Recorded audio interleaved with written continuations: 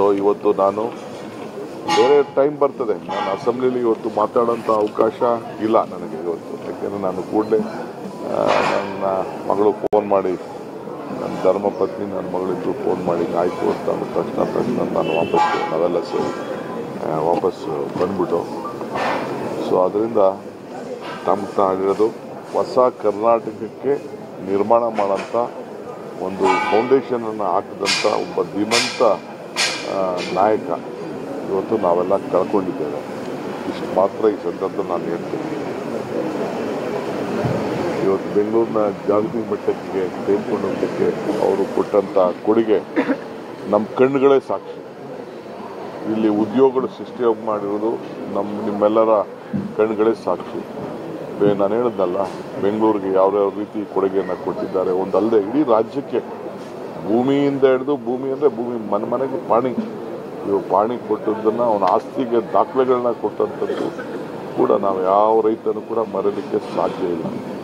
ನಾನು ಚಲರಾಜಸ್ವಾಮಿ ಫ್ಲೈಟಲ್ಲಿ ಬರ್ತಾ ಮಾತಾಡ್ಕೊಂಡು ಯಶಸ್ವಿನಿ ಕಾರ್ಯಕ್ರಮ ಅವತ್ತು ಕೋಆಪರೇಟಿವ್ ಸೆಕ್ಟ್ರಲ್ಲಿ ನಾನು ಕೋಆಪರೇಷನ್ ಮಿನಿಸ್ಟರ್ ಬಿದ್ದ ತಕ್ಷಣ ವಿಶ್ವನಾಥ್ ಜವಾಬ್ದಾರಿ ತೆಗೆದುಕೊಂಡು ಆಗ ತೆಗೆದು ಎಲ್ಲರೂ ಕೂಡ ಹಾಸ್ಪಿಟ್ಲಿಗೆ ಹೋಗಿ ಆ ಇನ್ಶೂರೆನ್ಸ್ನಲ್ಲಿ ಎಲ್ಲ ಆಪರೇಷನ್ಗಳು ಪಡ್ಕೊಳ್ಳಲಿಕ್ಕೆ ಇವತ್ತು ಯಾರು ಒಂದು ಅದಕ್ಕೆ ಫೌಂಡೇಶನ್ ಹಾಕಿದ್ದು ಅಂತಂದರೆ ಅದು ಕೃಷ್ಣ ಸಾರ್.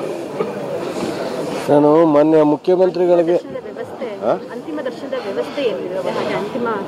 ಅಂತಿಮ ನಾನು ಹೇಳಿದ್ನಲ್ಲಮ್ಮ, ಇಲ್ಲಿ ನಾಳೆ ಬೆಳಗ್ಗೆ 8 ಗಂಟೆವರೆಗೂ ದರ್ಶನಕ್ಕೆ ಮನೆಯಲ್ಲಿ ಅವಕಾಶ ಕೊಡಲಾಗುವುದು.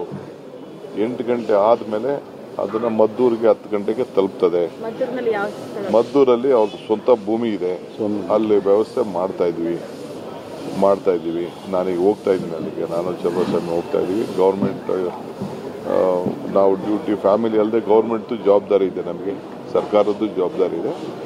ಅದನ್ನು ಅಲ್ಲಿ ನಾಳೆ 3 ಗಂಟೆವರೆಗೂ ಆ ಮಂಡ್ಯ ಜನಕ್ಕೆ, ಮೈಸೂರು ಸುತ್ತಮುತ್ತಲು ಯಾರೇ ಆಗಲಿ ರಾಜ್ಯದ ಜನತೆ ಯಾರು ಬಂದರೂ ಕೂಡ ಅವ್ರಿಗೆ ಅವಕಾಶವನ್ನು ಅಲ್ಲಿ ನಾವು ಮಾಡಿಕೊಡ್ತೀವಿ.